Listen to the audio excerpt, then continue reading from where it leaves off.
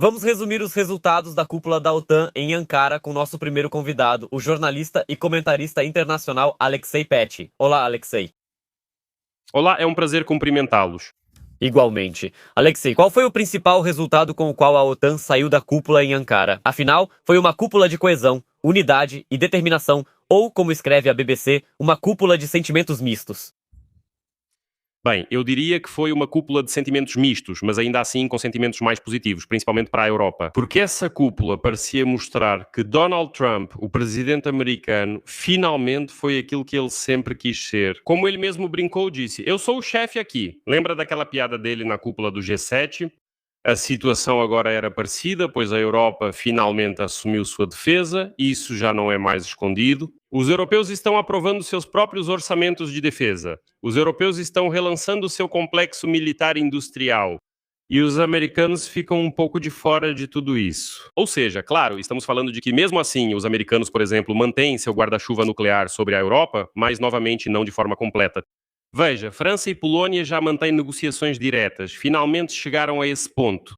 Negociações diretas para que a França também proteja a Polónia com seu guarda-chuva nuclear. Exato. Ou seja, basicamente coesão. Eu vi coesão entre a Europa e o Canadá. Se você ler o comunicado final, no que diz respeito à Ucrânia, até o financiamento está claramente especificado lá. 140 bilhões de euros. Acho que é a primeira vez que ouvimos isso quando o valor da ajuda da OTAN é especificado exatamente em euros, ou seja, está escrito 140 bilhões de euros para 2 anos, que serão destinados pela Europa e pelo Canadá. E o papel dos Estados Unidos da América, eu diria, é não atrapalhar. Trump queria ser um facilitador nesta guerra, ou seja, um negociador, um moderador.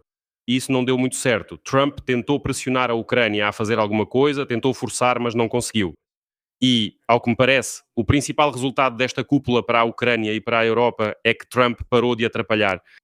Eu descreveria assim: o fato de que, no final da cúpula, ele voltou a ameaçar retirar todas as tropas da Europa, voltou a mencionar a Groenlândia e, por algum motivo, voltou a atacar a Espanha. Bem, eu diria o seguinte: vou tentar dizer isso de forma correta agora. O presidente americano se controlou por um tempo, mas acabou perdendo a paciência e repetiu a mesma retórica, já que não conseguirá retirar todas as tropas da Europa de qualquer forma. Existe uma decisão do Congresso de 2025, na qual está claramente estabelecido que ele não pode reduzir o número de soldados americanos na Europa abaixo do limite de 76 mil. Sim, ele não pode abrir mão do guarda-chuva nuclear. A questão dos Tomahawks na Alemanha foi resolvida. Agora, os alemães compram os mísseis diretamente, em vez de os Estados Unidos os estacionarem lá. A história com a Espanha terminou com Trump gritando, repreendendo e ameaçando romper o comércio. Mas em Washington disse que, apesar de valorizar pouco os espanhóis, como aumentaram gastos com defesa, não romperiam o comércio. Agora vem a questão da Groenlândia. Lembro que isso vem desde o primeiro mandato presidencial do Trump. Se você voltar no tempo, ele dizia exatamente a mesma coisa no seu primeiro mandato. Era tudo igualzinho. No final não deu em nada. Ele lembra disso de novo. Por isso, considero um grande ponto positivo para a Europa nesse encontro. O grande ponto positivo é que Ankara, a Turquia, finalmente, bem, já podemos dizer, está se tornando de fato um apoiador claro da Ucrânia, um apoiador firme, é uma peça clara na arquitetura de segurança de toda a Europa. Erdogan já não esconde mais isso, ele faz uma escolha clara. Essa troca do S-400 pelo F-35 é um ótimo indicativo de que as armas russas e os laços com a Rússia já não são tão importantes a ponto de precisar se apegar a eles. Erdogan entende que já não é mais vantajoso, ou melhor, é vantajoso para Putin que Erdogan mantenha pelo menos algum tipo de ligação com Moscou. E não como era há 10 anos, quando Erdogan se aproximava de Moscou e também do Ocidente, escolhendo essa multipolaridade, ele se colocava como uma ponte entre o Ocidente e Moscou. Agora ele entende que não é ele quem mais precisa disso, é Putin quem precisa. Por isso, ele se volta completamente para Trump, apoia suas ideias e assim por diante. Então, resumindo, vejo mais aspectos positivos desse encontro para a Europa. E quanto a isso, Alexei, não atrapalhar, sim, por parte dos Estados Unidos da América, você não achou que neste encontro demos um passo à frente em relação a essa postura de não atrapalhar? As licenças para o Patriot e o apoio a ataques de longo alcance geraram até uma interpretação inicial de que Rubio disse que praticamente estaríamos ajudando, mas isso parece ter sido só uma tradução errada. O possível fechamento do espaço aéreo como garantia de segurança realmente soa como ajuda. Porque eu digo que ele se afastou e não atrapalha? Porque nós já discutimos isso em transmissões, existe esse conceito. OTAN 3.0, ela foi apresentada ainda pelo Marco Rubio na campanha eleitoral do Donald Trump, e a ideia é que, aliás, recentemente, se não me engano, o Mark Rutte também a mencionou, que dizem uma Europa mais forte dentro de uma OTAN mais forte. Quando eu digo que Trump se aproxima e não atrapalha, quero dizer que ele não coloca obstáculos, ele dá ferramentas. Veja bem, o financiamento é zero. Eles tentam ao máximo reduzir seus próprios gastos com a defesa da Europa, mas ao mesmo tempo fornecem ferramentas para a Europa. Veja, a mesma licença para produzir o Patriot, repare, ele fala claramente, para que vocês não reclamem depois que não demos o suficiente, peguem a licença, produzam, façam, nós simplesmente não interferimos nisso. A mesma história acontece com as questões de licença que a Alemanha recebeu. A Alemanha já tinha licença para o Patriot, mas ficou muito tempo sem produzir esses mísseis. Porquê? Inclusive, houve uma situação curiosa lá. O problema não era a capacidade de produção, mas a falta de pedidos. Essa era a questão, porque os americanos passavam na frente e colocaram as condições de que primeiro eles produziam e vendiam e só depois, talvez, os outros. Não havia pedidos. Agora a Alemanha vai... Agora muitos dizem que sim, a produção própria do Patriot na Ucrânia deve surgir, se Deus quiser, daqui a 2 ou 3 anos. Talvez seja assim, talvez mais rápido, não quero especular sobre esse assunto, mas o que já se sabe é que a Alemanha vai produzir mísseis Patriot para a Ucrânia em suas próprias instalações, enquanto a Ucrânia organiza a sua própria produção. Isso é não atrapalhar, ou seja, é por isso que eu digo, Trump, ele recebeu exatamente o papel que o chefe queria. Ele dá as ferramentas e diz, pronto, cuidem da sua própria defesa. Os europeus concordaram e aceitaram as regras do jogo, pegam as ferramentas americanas e trabalham com elas. Preste atenção, por exemplo, nesses aviões de alerta aéreo antecipado. Aqui estão os AWACS, que são usados por todo o bloco da OTAN. Eles sempre foram americanos. São aviões da Boeing. O que foi anunciado nesta cúpula da OTAN, que a Europa está encomendando 10 novos aviões da Suécia, da empresa Saab, ou seja, eles estão passando até mesmo nessa questão para a própria aviação. Ou seja, aos poucos, mas a Europa está passando completamente a depender de si mesma, por mais estranho que isso possa parecer. Os americanos seguem presentes. Os Estados Unidos não vão a lugar nenhum. Aqui é um grande erro pensar que os americanos estão saindo da Europa, retirando tropas, tirando armas e assim por diante. Não. O conceito da OTAN 3.0 é que a Europa, que se acostumou depois da Segunda Guerra Mundial, e os americanos basicamente impuseram esse modelo a eles, vocês desenvolvem a economia e nós vamos proteger vocês. E a Europa viveu assim por muitas décadas. Mas chegou a hora de a Europa não apenas desenvolver a economia, mas se defender sozinha. E vamos ser também francos e objetivos. Bem, contar apenas com as forças armadas dos Estados Unidos da América, numa situação em que você tem uma Rússia agressiva ao seu lado, que já está realizando sabotagens e provocações no território europeu, seria muito tolo. Muito tolo. Mas era preciso de alguma forma empurrar os europeus para isso. Apenas explicar que existe uma ameaça russa. Infelizmente, nem todos os europeus acreditam nela. E isso é demonstrado pelas forças de direita que existem em cada país europeu, que de repente começam a dizer que devemos voltar a ser amigos e cooperar com os russos.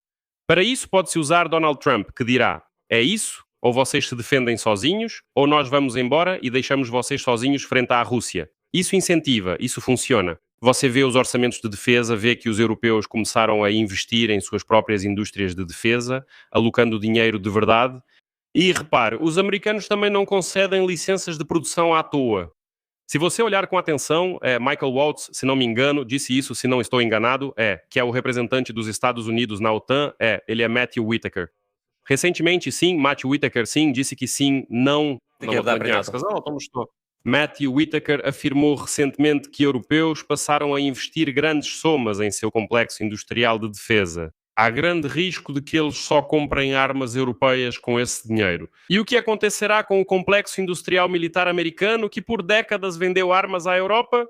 Por isso eles concedem licenças, por isso a produção é transferida e assim por diante, para continuarem nessa estrutura e também permanecerem nesse mercado. para também lucrar nesse mercado. Portanto, resumindo novamente, quando eu digo que Trump se afasta e não interfere, isso não significa que ele desaparece completamente do cenário. Não. Ele é justamente aquele chefe que deu as ferramentas. Peguem, façam. Os europeus pegam e fazem. Na nossa situação, na situação da Ucrânia, essa é uma abordagem super, super ideal. Se Trump não quer financiar, se não quer dar ajuda e assim por diante, tudo bem, apenas dê as ferramentas e saia do caminho. E nós mesmos faremos. E preste atenção, a última coisa que vou dizer.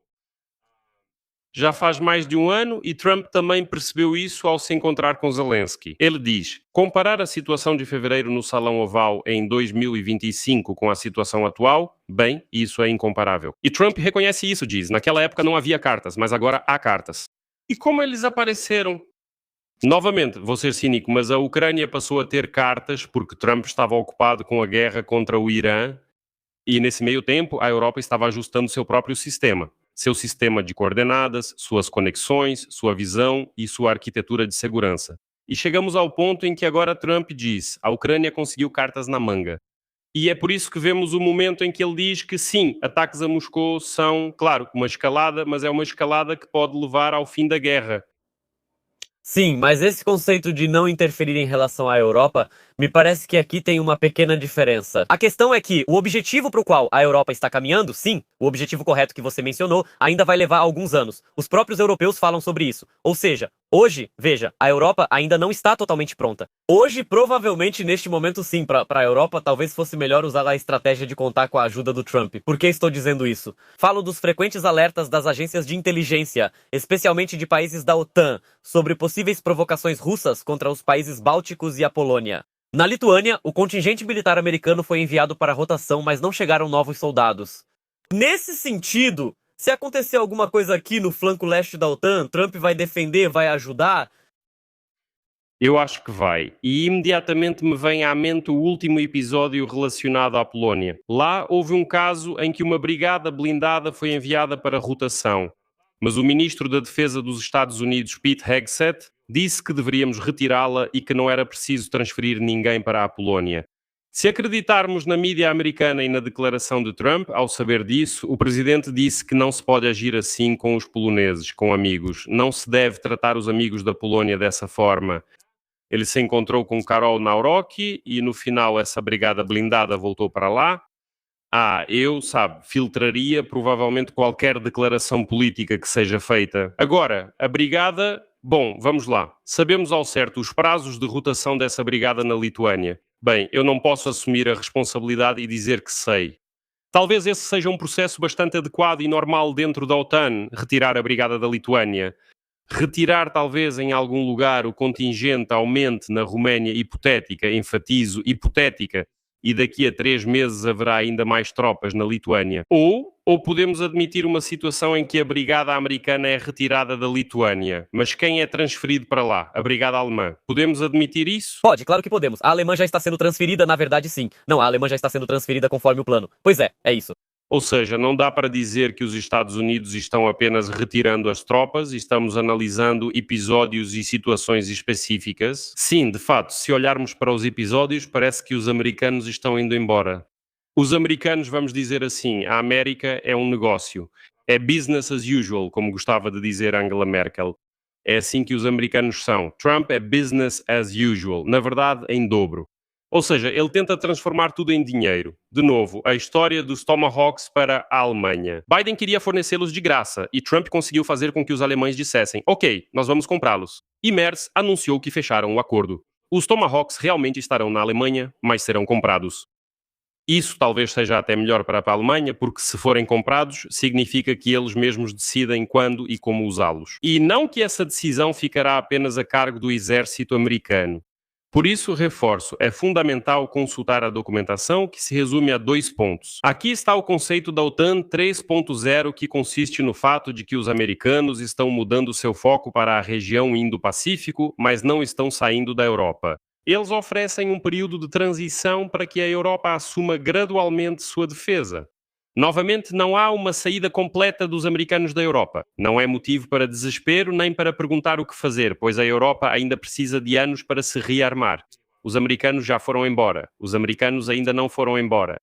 Bem, eles não foram embora, isso também precisa ser reconhecido. A mesma modernização dos aviões de detecção por radar, isso não está acontecendo agora. Os europeus, como já se sabe, encomendaram 10 desses aviões. Por enquanto, 10 aviões AWACS continuarão sendo americanos. Pelo que entendi, enquanto esses 10 novos aviões não forem produzidos na Suécia. E só depois acontecerá a substituição. É isso. Portanto, é o que eu vejo. E além disso, tem o segundo documento. Novamente, eu sempre volto a isso. A decisão do Congresso dos Estados Unidos da América, promovida pelo atual secretário de Estado, Marco Rubio, de que o piso das tropas americanas na Europa é de 76 mil soldados. E, novamente, é preciso ser objetivo. O que vemos é uma redução na quantidade. Por que isso aconteceu? Até 2022 eram 76 mil. Depois, após 2022, quando a Rússia atacou a Ucrânia em grande escala, esse número aumentou drasticamente. E o Trump agora está simplesmente tentando voltar a esse patamar. Mais um ponto. Prestem atenção que o Trump sempre usa esse assunto como objeto de barganha. Quando o Trump começa mais uma vez a falar que vai retirar, que vai abandonar e assim por diante, sempre observem o que está acontecendo também na economia. Percebam que recentemente, nesse contexto, Alexei, Só que nosso tempo está um pouco limitado, então eu gostaria de já ir concluindo. Sim. Sim, bem, em geral, veja, acontece que se formos resumir, no geral, nós damos um sinal positivo para a cúpula da OTAN. Acho que sim, sinal positivo para a Europa e para a Ucrânia. Não aconteceu nenhuma tragédia e é muito importante que a Turquia também esteja. Entendemos claramente que a Turquia está totalmente do lado da Europa e não há esses jogos duplos de Recep Tayyip Erdogan. Ele não rompe completamente os laços com Moscou, claro, mas mesmo assim ele desiste do S-400 e adota o F-35. Isso é um bom indicador para a Europa. É um tema polémico para Israel e o Oriente Médio, mas não nos envolvemos e estamos falando da OTAN. Sim, hoje no final teremos esse tema justamente sobre o agravamento no Oriente Médio. Muito obrigado por ter participado da nossa transmissão. Obrigado a você. Até logo.